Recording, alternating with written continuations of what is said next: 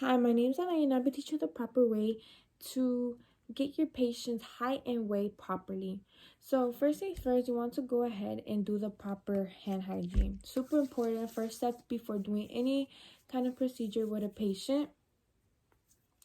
Once you've done the proper hand hygiene, you want to go ahead and provide privacy for the patient. Super important.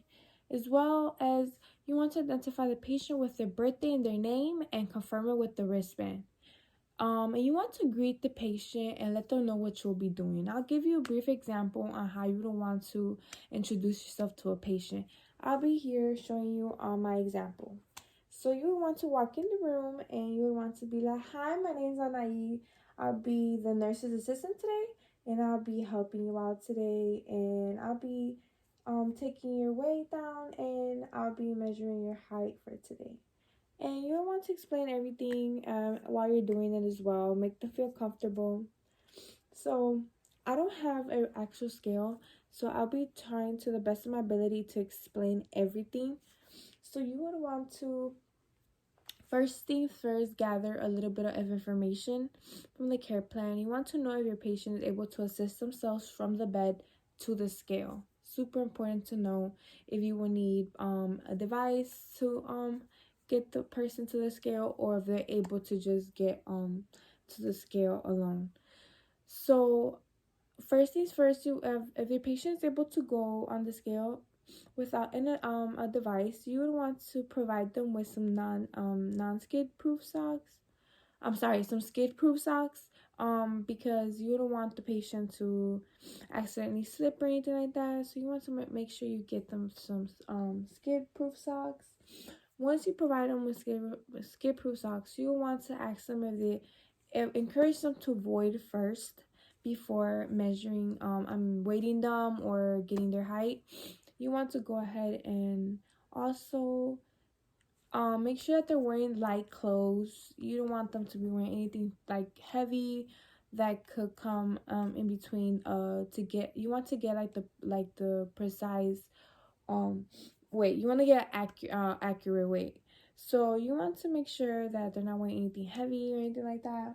So then I will help my patient out of the bed to the scale unless you need a device. So you want to put the rails down and you want to help them up. You want to put the bed up and you want to help your patient. Obviously, you always want to give them support. Even if they're able to assist themselves, you want to be there for support. You would help the patient come up. In this case, I will be trying to explain to the best of my ability with my examples here. So I'll be using this as my example of a waiter. So the patient will come and the patient will stand on the scale. You want the scale to be zeroed. So basically you want the scale weights to land right in the middle until the scale is at 0 and is right in between. So once your scale is at 0, you want to go ahead and get the patient, and you would want to move the scale weights until usually in the real scale you would have something like this, which would be like a cross like that. So you will want to, you will have some weights in between here. You want to move the weights until this is not moving no more. You don't want it to be, and you will want it to be in a straight line.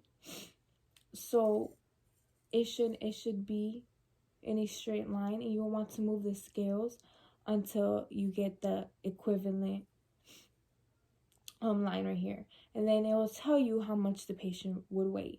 That would be more for an older school kind of waiter, but usually now in days you'll most likely get a digital scale, but it's important to also know how to use the older school scale because some residency still have those. So now for the height, you want to tell the patient if they could stand as straight as possible, and you want to make sure they're straight on their feet. And then usually the scale would have something like that will stand up all the way up. So you don't want to get this right above the head.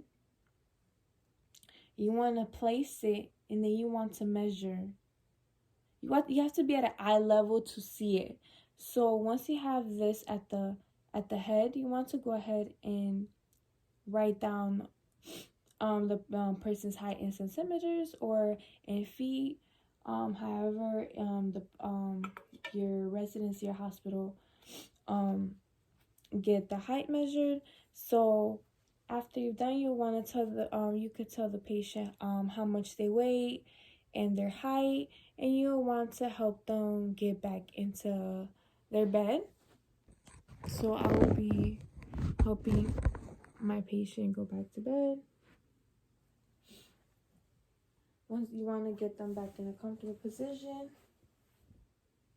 once your patient is in a comfortable position, you want to go ahead and let them know that the call light is right in the area near them.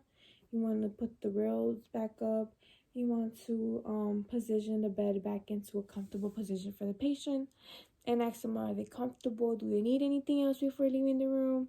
And you want to write down observations about the person's weight, if it's in a normal range for the according to the person's age and height.